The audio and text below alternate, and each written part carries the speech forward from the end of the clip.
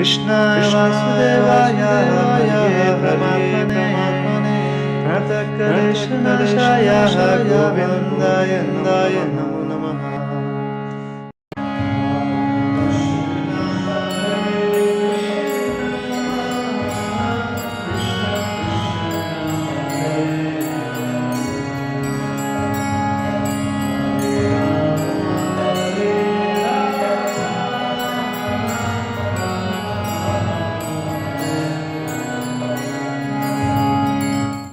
अब भगवत गीता के अनुसार अब हम देखेंगे कि क्या क्या कार्य, क्या क्या कर्म हैं जिनको करने से व्यक्ति भक्ति में आगे बढ़ेगा, और क्या क्या ऐसे कर्म हैं जिसको करने से व्यक्ति भक्त कभी भी नहीं कहला सकता।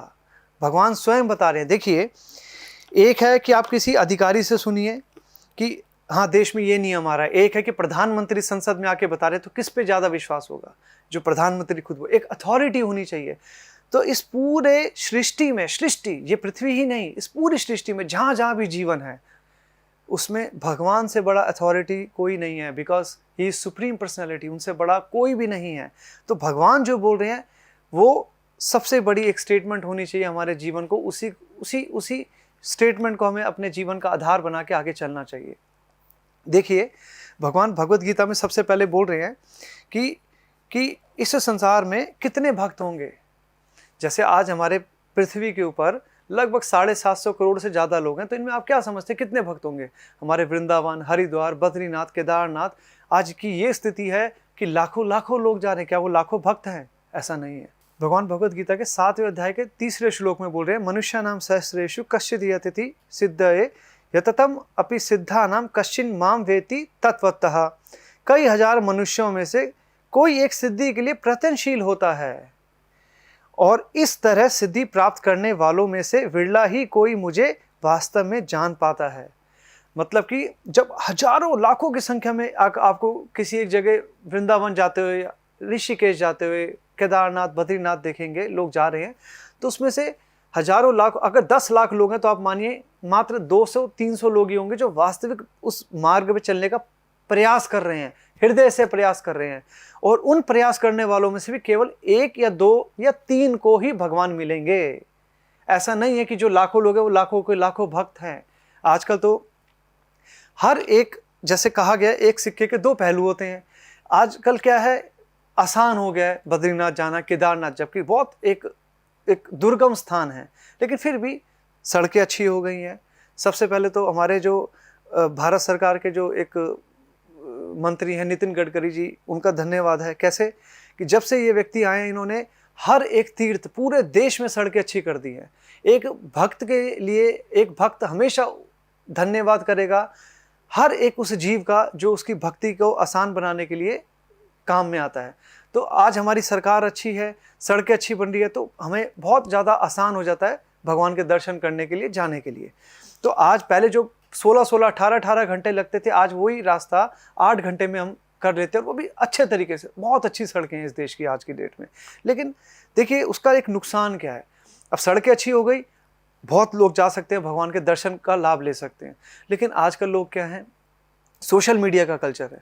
लोग जाएंगे, सेल्फी लेंगे, और पहले के ज़माने में केवल वही लोग दर्शन के लिए जाते थे जिनके हृदय में वास्तविक भक्ति का एक भाव था।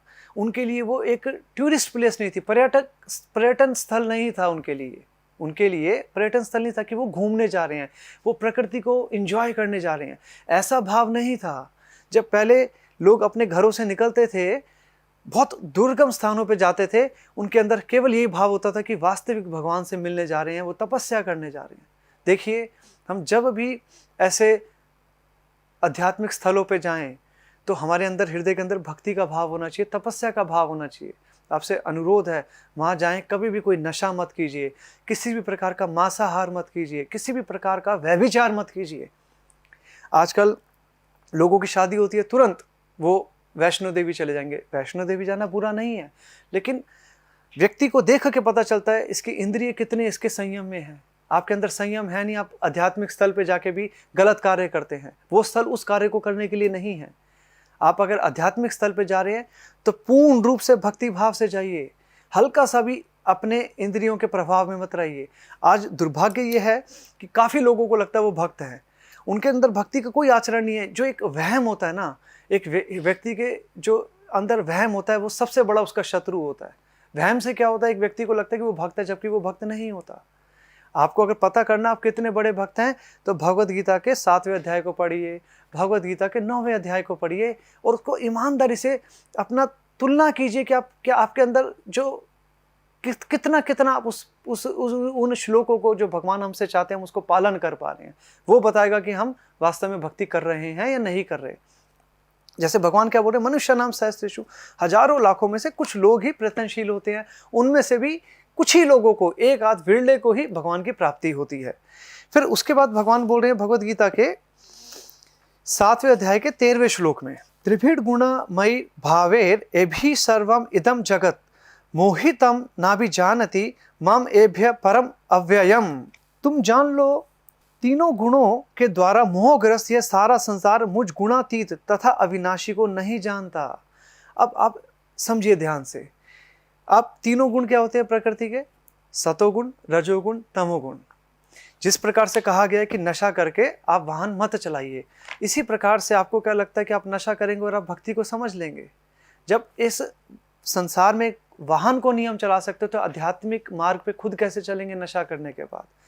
आप रजोगुण में हैं, आप बहुत ज़्यादा मसालेदार खाना खा रहे हैं, आप प्याज लहसुन खा रहे हैं जो कि साक्षात रजोगुण देता है, आप मांसाहार खा रहे हैं और आपको लग रहा है कि हम भक्ति कर रहे हैं। भक्ति नहीं हो सकती। भक्ति के लिए मिनिमम जो योग्यता है वो सतोगुण की योग्यता होती है।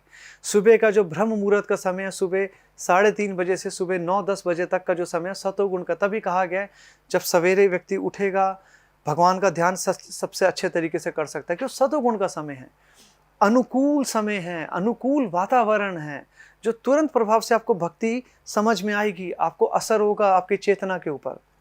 अब भगवान बोल रहे हैं जो तीनों गुणों से लोग फंसे हुए हैं। एक व्यक्ति है जो कि नशा बहुत कर रखा है उसने, आपको क्या लगता है वो भगवान का ये भगवत गीता का ज्ञान समझ पाएगा? कभी भी नहीं समझ पाएगा, कभी भी नहीं समझ पाएगा।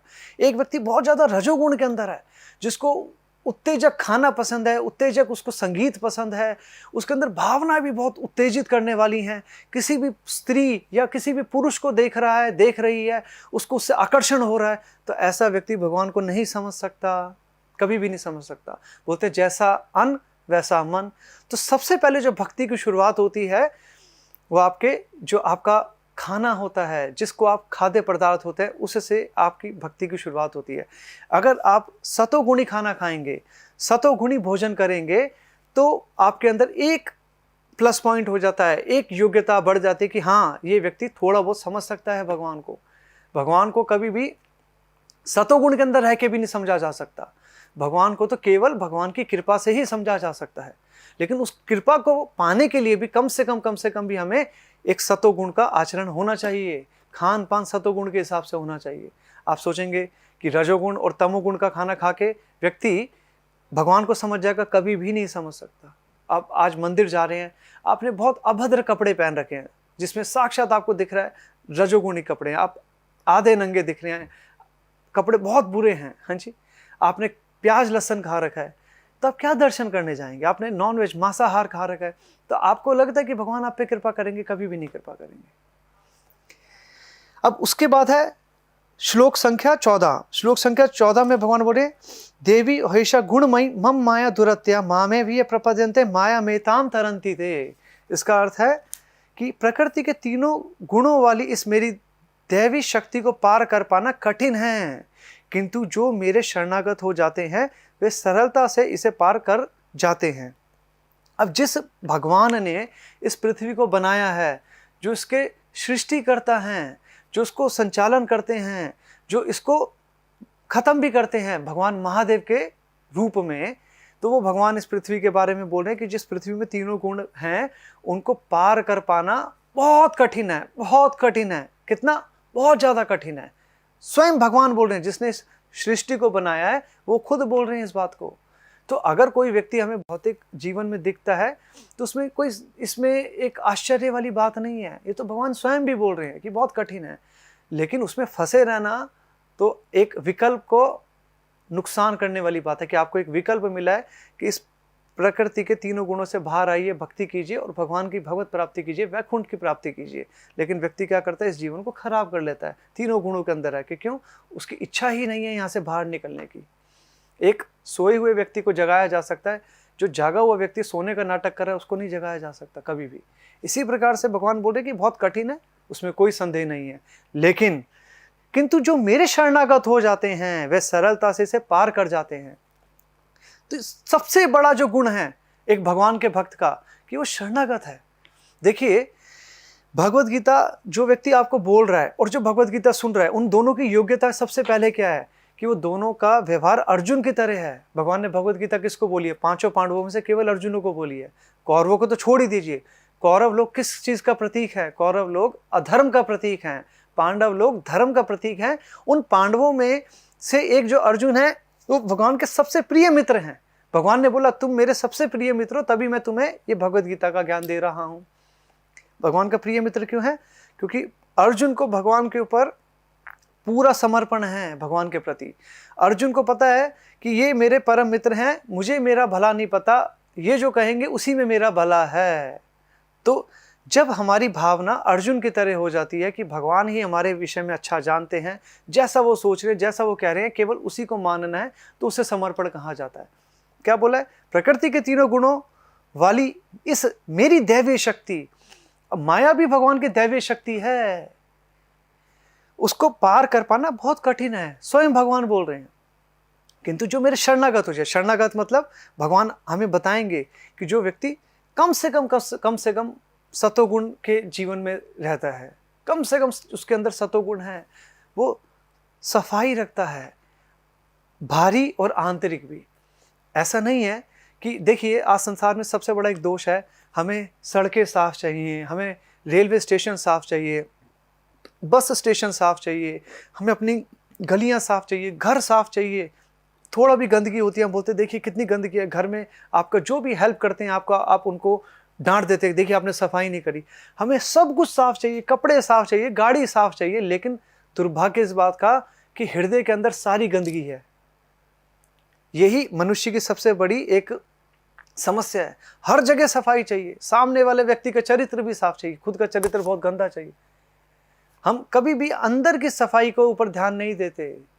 तो शास्त्र में एक भजन है, मम महन मंदिरे रहा निषेधीन कृष्ण मुरारी, श्री कृष्ण मुरारी। तो इसका अर्थ है कि जो मेरा मन है वो एक मंदिर है और उसमें आप रात दिन रहिए। कौन? श्री कृष्ण मुरारी, आप रहिए रात दिन। अब देखिए संसार में बाहर आपको घर में सफाई चाहिए, मेट्रो स्टेशन साफ हो, सड़कें साफ हो, सब कुछ साफ चाहिए, लेकिन हृदय के अंदर पूरी गंदगी। आपके हृदय के अंदर जैसे आप किसी स्त्री पुरुष को देख रहे हैं आपका बुरा विचार आ रहा है, आपके अंदर जैसे आप मांसाहार को देख रहे हैं आपको खाने की इच्छा कर रही है, आपको दूसरे के प्रति ईर्ष्या है, द्वेष है, वो एक बुरी भावना आ रही है। तो ऐसे गंदे हृदय में क्यों भगवान को बिठाना चाहते हैं, जो कि बैठे हुए हैं। भगवान बोलते ignorance is not an excuse, कि अज्ञानता कोई एक बहाना नहीं बन सकता कि हाँ मुझे पता नहीं था इस वजह से मेरे को इसका दंड मत दिया जाए। पता है या नहीं पता, आजकल तो होता है कि हमने गलती से भी अगर रेड लाइट को क्रॉस कर दे फिर भी एक फ़ोटो घर पे आ जाएगी, ट्रैफिक का चालान आपको मिल जाएगा।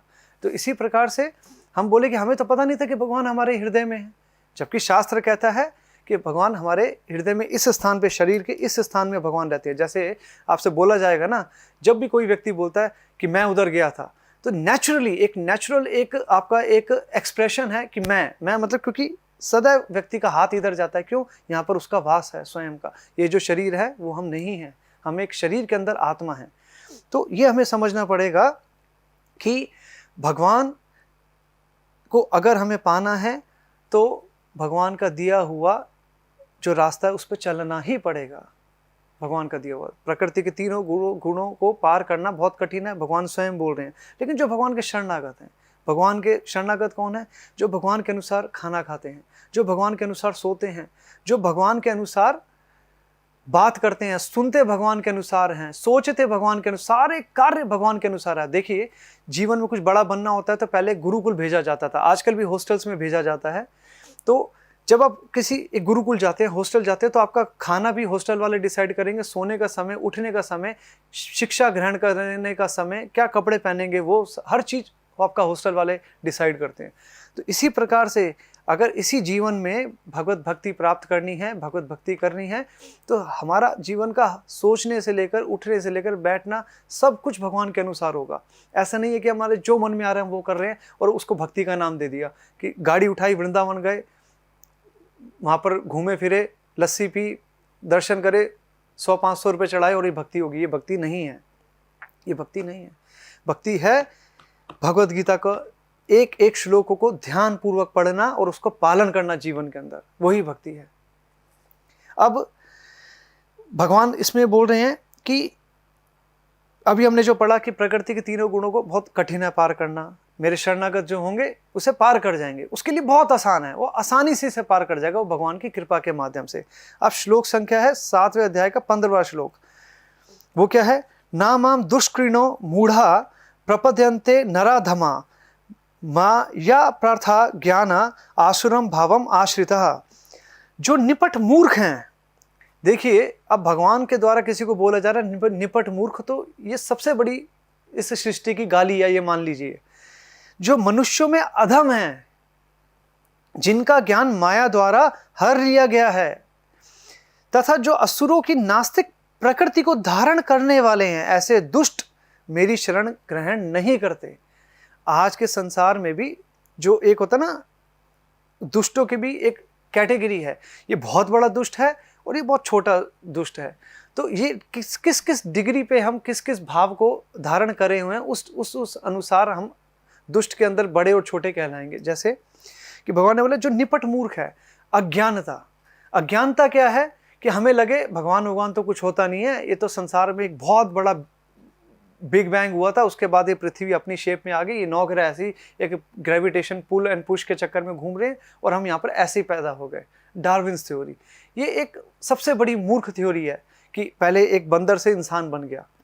ऐसा कभी नहीं, बंदर भी थे, इंसान भी शुरू से ही है। उसके बाद आ गया जो मनुष्यों में अधम है, जो सबसे हुआ गिरे हुए चरित्र का व्यक्ति है। अधम चरित्र, आप अधम और आप नीचे और ऊपर कैसे होते हैं? अपने व्यवहार से, अपने आचरण से। जिसका आचरण सबसे ज्यादा मनुष्यों में बुरा है। शरीर तो मनुष्य का है, लेकिन जो उसके कार्य है वो कैसे हैं? जानवरों से बेहतर नहीं है। इसके ऊपर जो एक श्लोक है, भगवान ने क्या बोला है हितोपदेश के अंदर है कि आहार निद्रा भय मैथुनम च समाना नाम इतः पशुभीर नरा नाम धर्मो ही तेषाम अधिको विशेषो धर्महीन पशु भी समाना धर्मीन हीन पशु भी समाना। मतलब कि ये जो आहार निद्रा भय मैथुन है, ईटिंग मेटिंग स्लीपिंग डिफेंडिंग, ये अगर जानवरों के अंदर भी है, इंसानों में भी है। केवल जो धर्म है, धर्म का मतलब है सेंस ऑफ रिस्पॉन्सिबिलिटी, वो हमें जानवरों से अलग करता है। नहीं तो जिस व्यक्ति के अंदर धर्म नहीं है, धर्म का अर्थ कि उसको क्या करना है क्या नहीं करना, सही और गलत पहचान करने की क्षमता, तो वो व्यक्ति द्विपाद पशु कहलाता है, 2 पैरों पर चलने वाला जो पशु होता है शास्त्र के अनुसार। तो भगवान क्या बोल रहे हैं इसमें? जो निपट मूर्ख है, मनुष्य में अधम है, जिनका ज्ञान माया द्वारा हर लिया गया है, जिनको पता ही नहीं कि आज वो मांसाहार खा रहे हैं, आज वो व्यभिचार कर रहे हैं, उनको बहुत ज़्यादा दंड मिलने वाला है। बहुत ज़्यादा, इतना दंड मिलता है जब व्यक्ति पाप वाले जीवन में रहता है कि व्यक्ति के आंसू खत्म हो जाते हैं लेकिन कष्ट खत्म नहीं होता। आपका जो दुख का एक्सप्रेस करने की क्षमता खत्म हो जाएगी लेकिन दुख खत्म नहीं होगा। तथा जो असुरों की नास्तिक प्रकृति को धारण करने वाला है। असुरों के क्या क्या गुण थे? जैसे भक्तों के गुण है, ऐसे असुरों के भी गुण है। गुण के आधार पे व्यक्ति एक भक्त बनता है, गुण के आधार पे व्यक्ति एक असुर कहलाता है। गुण के आधार पे व्यक्ति ब्राह्मण है, वैश्य है, शूद्र है, क्षत्रिय है। अब कोई व्यक्ति बोले मैं ब्राह्मण हूं, वो जन्म से कोई ब्राह्मण नहीं है। जैसे डॉक्टर का बेटा बोले मैं भी डॉक्टर हूं, सरकार जेल में डाल देगी उसे उठा के। क्यों? आपको एक गुण होने चाहिए डॉक्टर वाले, प्लस आपको एक अथॉरिटी बोलेगी कि हाँ अब आप डॉक्टर, आपको एक सर्टिफिकेट मिलेगा। तो शास्त्र का सर्टिफिकेट होना बहुत ज़रूरी है। भगवत गीता में एक दिन हम पूरा ब्राह्मण के ऊपर सेशन लेंगे कि ब्राह्मण के क्या क्या गुण हैं। वो सच बोलता है, उसमें पवित्रता है, उसके अंदर सारे के सारे वो गुण हैं जो कि एक व्यक्ति शरीर के स्तर पे होने वाला नहीं करता। जो व्यक्ति एक शरीर के स्तर पे है, वो व्यक्ति सिर्फ अपने शरीर की ही पोषण के लिए कार्य करेगा। और एक जो व्यक्ति ब्राह्मण कहलाता है वो है जिसको पता है कि वो शरीर नहीं आत्मा है, जिसको बेसिक मिनिमम भ्रम का एक अनुभव है कि उसको पता मैं ये शरीर नहीं आत्मा हूँ, वो व्यक्ति ब्राह्मण है। दुर्भाग्य से कुछ निजी स्वार्थ के कारण सदियों से ये एक धारणा चली आ रही है कि जो ब्राह्मण का पुत्र ब्राह्मण होगा, क्षत्रिय का क्षत्रिय, शूद्र का शूद्र, वैश्य का वैश्य। ऐसा नहीं है, कुछ ऐसा नहीं है। गुण और कर्म के आधार पे भगवत गीता में भगवान ने इस सृष्टि की स्थापना करी है। आपके गुण और कर्म अगर ब्राह्मण वाले हैं तब आप ब्राह्मण खिलाएंगे, जाति से नहीं होगा, किसी प्रमाण पत्र से आप ब्राह्मण नहीं खिलाएंगे। आज देखिए ब्राह्मणों को, वो मांसाहार वो कर रहे हैं, नशा वो कर रहे हैं, तो कहाँ से ब्राह्मण है? वो नहीं है ब्राह्मण, वो सिर्फ नाम के ब्राह्मण है। मैं क्षमा चाहूँगा कि आज अब देखिए धार्मिक स्थल में वहाँ पर भी बहुत सारे पुरोहित ब्राह्मण होते हैं, शराब वो पी रहे हैं, नशा वो कर रहे हैं, मांसाहार वो खा रहे हैं, तो क्या आपको लगता है वो ब्राह्मण है? नहीं है, वो ब्राह्मण नहीं है। वो सिर्फ जाति, एक शब्द के सूचक के आधार पे वो ब्राह्मण है, वो वैसे कर्मों से ब्राह्मण नहीं है। अब इसमें भगवान क्या बोल रहे हैं कि जो असुरों की नास्तिक प्रकृति को धारण करने, असुरों के क्या अंदर है कि वो हमेशा भगवान से ईर्ष्या करते हैं, हमेशा भगवान के प्रति उनके हृदय में द्वेष है, और भगवान और उनके भक्तों के प्रति भी उनके हृदय में द्वेष है। तो अगर हमारे अंदर भी भगवान के प्रति अश्रद्धा है, हम सोचे कि भगवान तो इतनी गोपियों के संग रहते थे, 16,108 रानियां थी भगवान की, तो हम भी अवैध संबंध कर सकते हैं। अगर हम भगवान के कार्य को अवैध मानते हैं तो हम, इसका मतलब आसुरी प्रकृति के साथ रह रहे हैं। आसुरी प्रकृति क्या है कि हमेशा उनको भगवान के अंदर भी दोष दिखेंगे, जबकि भगवत गीता कहती है जन्म कर्म च में दिव्यम, कि भगवान का जन्म और कर्म सब दिव्य है। जन्म कर्म च में दिव्यम यो एवं भक्ति तत्वतः त्याक्ता देहम पुनर्जन्मम नैति सोमामेति स्वर्जुना, कि भगवान क्या बोल रहे हैं, जन्म कर्म च में दिव्यम, कि मेरा जो जन्म है और मेरा जो कर्म है वो सब दिव्य है। भगवान भगवत गीता के 4 अध्याय में बोल रहे जन्म कर्म च में दिव्यम यो वेति तत्वतः त्यक्ता देहम पुनर्जन्मम नैति मामेति अर्जुना। हे अर्जुन, जो मेरे आविर्भाव तथा कर्मों की दिव्य प्रकृति को जानता है, कि भगवान जन्म एक मनुष्य की तरह नहीं लेते, वो प्रकट और अप्रकट होते हैं। ऐसा नहीं था कि द्वारका में एक शिकारी ने उनका पैर में तीर मारा और भगवान ने शरीर वहीं पर ही छोड़ दिया। भगवान की देह हमारी तरह नहीं है, हमारी ये भौतिक देह है, भगवान के आध्यात्मिक है। भगवान एक प्रकट होते हैं और अप्रकट होते हैं। जैसे सूर्य का जो प्रकाश है, सूर्य ऐसा नहीं कि आज रात को सूर्य मर जाएंगे, कल दोबारा नया जन्म होगा। सूर्य प्रकट हो रहे हैं और अप्रकट हो रहे हैं। भगवान ने बोला जो इस तरीके से मेरे जन्म और कर्मों को जानता है, जो कि दिव्य हैं, वह शरीर छोड़ने के बाद इस संसार में पुनर्जन्म नहीं लेता, अपितु मेरे सनातन धाम को प्राप्त होता है। तो हमें जब तक लगेगा कि भगवान की भी इतनी सारी गोपियां थी, हमारी भी तो 2-4 गर्लफ्रेंड्स हो जाएं, तो ऐसा व्यक्ति नास्तिक है, ऐसा व्यक्ति असुरों की श्रेणी में कहलाने लायक है।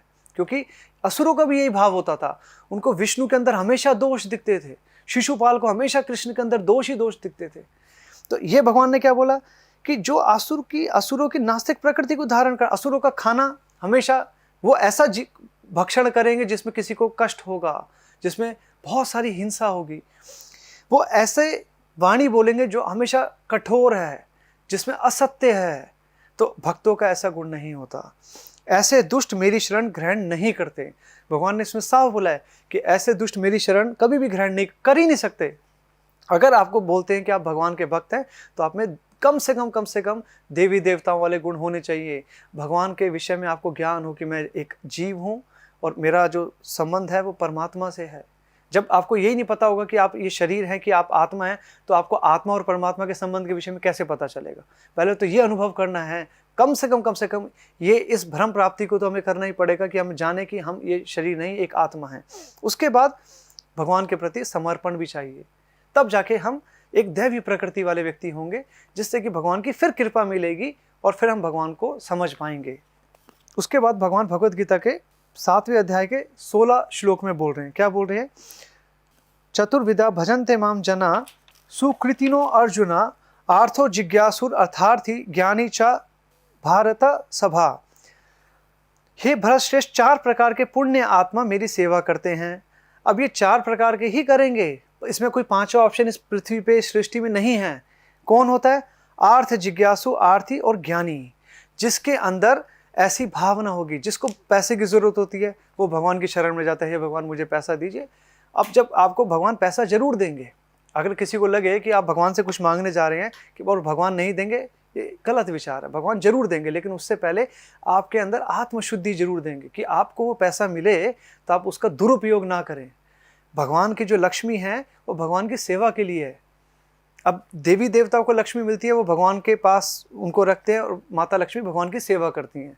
और जब राक्षसों को मिलती है वो उससे भौतिक भोग विलास करते हैं, उससे नशा करेंगे, अवैध संबंध बनाएंगे, जुआ खेलेंगे, मांसाहार खाएंगे। और जो भक्तों को मिलता है उससे मंदिर का निर्माण होगा, उससे वो अच्छे पुण्य वाले कार्य करेंगे, धर्म स्थलों पे जाके नए नए मंदिर बनवाएंगे, जीर्णोद्धार करवाएंगे मंदिरों का।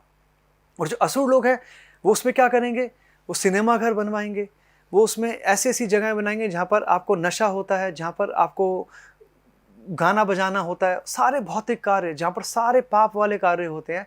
यही अंतर है कि एक भक्त और एक अभक्त कैसे पैसे का इस्तेमाल करता है। अब उसके बाद क्या है, जिज्ञासु, जिसके अंदर भगवान के भक्ति करने की इच्छा है, जिसको भगवान को जानने की इच्छा है, वो व्यक्ति एक भगवान को पाने का प्रयास करेगा। और उसके बाद है जो व्यक्ति एक बहुत दुखी है, जिसके जीवन में बहुत ज़्यादा कष्ट है, वो भी भगवान की शरण में जाता है। क्यों जाता है कि हे भगवान मेरा कष्ट खत्म कीजिए। तो जब भी भगवान की शरण में जाएंगे, पहले भगवान कष्ट खत्म करने से पहले आपको एहसास करवाएंगे कि वो कष्टों का कारण क्या है। कारण कष्टों का ये नहीं है कि भगवान हमें कष्ट देना चाहते हैं, कारण कष्टों का ये है हमारी पाप करने की प्रवृत्ति। हम पूर्व जन्मों में इतने जीवों को कष्ट दे के आए कि इस जीवन में हमें उन कर्म का फल मिल रहा है। तो भगवान के पास जो भी व्यक्ति जाता है उसको भगवान जरूर सहायता करते हैं। और भगवान ने क्या बोला, 4 प्रकार के आर्थ, जिज्ञासु, अर्थार्थी और ज्ञानी, ये चारों को भगवान मिलते हैं। लेकिन उससे पहले भगवान समझाते हैं कि अगर आपको पैसा चाहिए तो पहले योग्य बनिए, अगर आपको कष्ट है, कष्ट खत्म होगा, लेकिन उससे पहले आप जानिए कि इस कष्ट का कारण क्या था, जिससे कि आगे आप उस गलती को ना दोहराएं। अब इसमें 7वें अध्याय का 19वां जो श्लोक है वो बहुत इंपॉर्टेंट है, कि वो भगवान एक और बता रहे हैं कि जो भगवान का जो भक्त है वो कितने कितने जन्मों तक तपस्या करता है, फिर जाके कभी किसी जन्म में भाग्यशाली को भगवान मिलते हैं। ये श्लोक है, बहुनाम जन्मन नाम अंते ज्ञानवान माम प्रपद्यते वासुदेव सर्वम इति स महात्मा सुदुर्लभः। कि जो भगवान का भक्त है वो बहुत दुर्लभ है, बहुत ही ज़्यादा दुर्लभ है। कैसे? अनेक जन्म जन्मांतर के बाद जिसे सचमुच ज्ञान होता है वह मुझको समस्त कारणों का कारण जानकर मेरी शरण में आता है, ऐसा महात्मा अत्यंत दुर्लभ होता है। अब जो भगवान के भक्त होते हैं वो बहुत दुर्लभ है। तभी शास्त्र कहता है जहाँ भी आपको किसी भी रूप में भक्त मिले उसको सेम भगवान की श्रेणी का मान के उसको प्रणाम कीजिए, उसके प्रति हृदय से आदर और सम्मान का भाव रखना चाहिए। अगर हम ऐसा भाव रखते हैं तो उससे हमारी आत्मशुद्धि होती है। अगर कोई व्यक्ति भगवान के रास्ते पे चल रहा है तो वो ऐसा नहीं है कि वो कोई पुण्य कार्य कर रहा है। पुण्य और पाप एक श्रेणी है और भगवान का कार्य एकदम अलग है। भक्ति पाप और पुण्य की श्रेणी से बहुत ज़्यादा भार है। देखिए, आप पाप करेंगे तब भी आपको जन्म लेना पड़ेगा, आपकी मुक्ति नहीं होगी। पुण्य करेंगे तब भी आपको जन्म लेना पड़ेगा और आपकी मुक्ति नहीं होगी। जो भक्ति करेंगे तब केवल मुक्ति होती है। भक्ति ही केवल मुक्ति को दे सकती है। इसमें क्या बोला भगवान ने? अनेक जन्म जन्मांतर के बाद सचमुच ज्ञान जिसको होता है। सचमुच का ज्ञान का अर्थ है कि भगवान ये जो जीवन है केवल तेरे लिए ही है। भगवान के पास आप जा रहे हैं, कुछ उनसे बिजनेस डील नहीं कर रहे कि भगवान मैं आपके पास आऊँगा, मेरे को पास कर दो, मेरे शत्रुओं का नाश कर दो। नहीं, जब आप भगवान के पास जा रहे हैं शरणागत होकर जाते हैं। एक छोटा बच्चा जब जन्म लेता है वो अपनी माँ को नहीं बताता माँ मेरे लिए क्या कर क्या ना कर। सारे के सारे वो कार्य होते हैं जिसमें केवल बच्चे की भलाई होती है। तो इसी प्रकार से जब एक भक्त भगवान के पास जाता है तो सारे के सारे वो भगवान उसके लिए वो कार्य करते हैं जिसमें केवल और केवल उसकी भलाई होती है। ऐसा कोई कार्य भी नहीं होता जिसमें आपको, भगवान भगवत गीता के 9वें अध्याय में बोल रहे हैं, अनन्यास चिंतयन्तो माम ये जन परिपास्यते तेषां नियुक्ता नाम योगक्षेमं महामयम। कि जो मेरे अनन्य भाव से भक्ति करेगा उसको पास जो है उसकी रक्षा करूंगा, जो नहीं है उसको वो दूंगा मैं। तो जब आप भगवान के पास जा रहे हैं, भगवान को पता है आपकी क्या ज़रूरतें हैं और भगवान को पता है जो आपके पास है उसकी रक्षा भी भगवान करेंगे। तो एक भक्त का सदैव यही भाव होता है कि भगवान मैं तेरी भक्ति कर रहा हूँ, जो मेरे में अशुद्धि है उसको दूर कीजिए, मेरे को आत्मबल दीजिए, मुझे शक्ति दीजिए ताकि मैं कभी भी भौतिक माया से प्रभावित ना रहूँ। तो आज के लिए हम इतना ही मानते हैं कि भगवान भगवत गीता में क्या क्या नियम बता रहे हैं और इसके अलावा अगर कोई भी चीज़ है वो भक्ति नहीं है। और ये सारे जो नियम है एक गुरु के लिए भी पूरे हैं और एक शिष्य के लिए भी। एक गुरु वही है जो पहले बहुत अच्छा एक शिष्य है। अगर आप सोचें कि आप अच्छे शिष्य नहीं हैं और केवल आप गुरु ही हैं तो ऐसा, जो एक अच्छा शिष्य होता है केवल वही एक अच्छा गुरु होता है।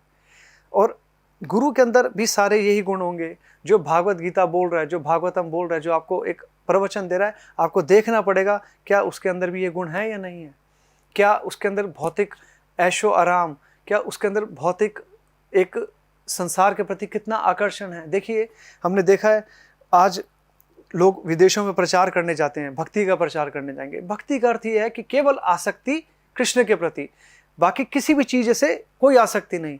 अब वो प्रवचन करेंगे, सब कुछ करेंगे, उसके बाद उसी देश में वो वहाँ के जो टूरिस्ट जो स्पॉट्स होते हैं वहाँ पर घूम रहे होते हैं। तो अब देखिए ये किस प्रकार का प्रवचन है। क्या प्रवचन कर रहे हैं कि केवल हरि ही एक सत्य है, हरि ही अटल सत्य है, हरि के सिवा और कुछ भी नहीं है। और फिर जब उसकी माया है, उस माया को आप खुद देखने जा रहे हैं, उस माया को खुद आप भोग रहे हैं, एंजॉय कर रहे हैं।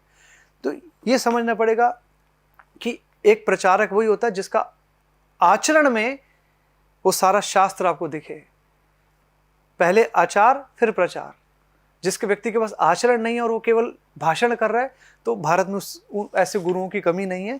जब आप अच्छे से भगवत गीता को एक एक शब्द को ध्यानपूर्वक, हर एक श्लोक को ध्यानपूर्वक पढ़ेंगे, समझेंगे, बार बार उस पर चिंतन करेंगे, तब आपको समझ आएगा, आपके अंदर एक क्षमता आएगी भगवान की दी हुई कि आपको पता चलेगा सही क्या है, गलत क्या है। और फिर आपके अंदर आत्मबल आएगा कि सही रास्ते पे आप चल पाएंगे और गलत को त्याग कर पाएंगे। हरे कृष्णा।